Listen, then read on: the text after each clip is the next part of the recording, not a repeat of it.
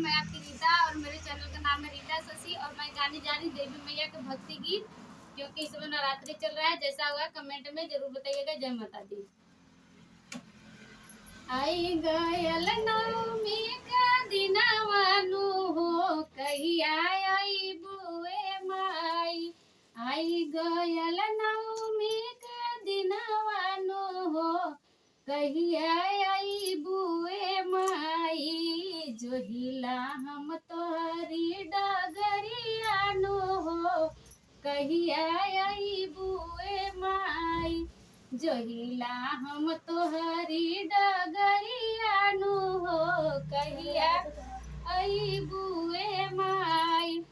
गैया के गोबरा से लिपली अंगनावा, तोहा के बुलाइब माई अपने भवनवा। गैया के गोबरा से लिपली अंगनावा, तोहा के बुलाइब माई अपने भवनवा। हाथ जोड़ी करब हम पूजनवानु हो, कहिया आई बुए माई।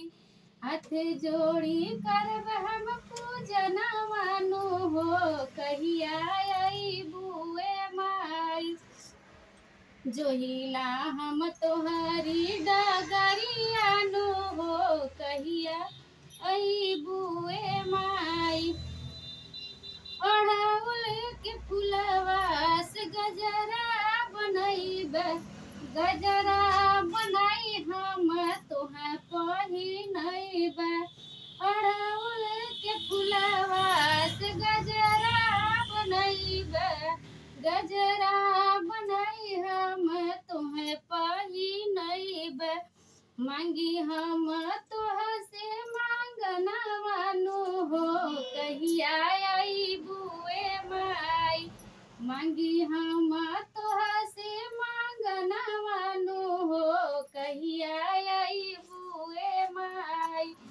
जोहिला हम तोहरी डगरियानु हो, कहिया आई बुए माई।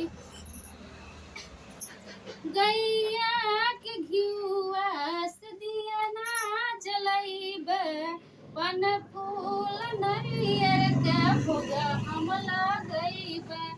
गैया के घिउआ से दिया ना जलैब, पन फूल नरियर के भोग हम लगैब। भोरे भोरे करब हम पूजनवानु हो, कहिया आई बुए माई। भोरे भोरे करब हम पूजनवानु हो, कहिया आई बुए माई। जोहिला हम तोहरी डगरियानु हो, कहिया आई बुए माई। निराधन के देलू माई अनाधन खजनावा, अन्हरा के देलू माई देख के नयनवा।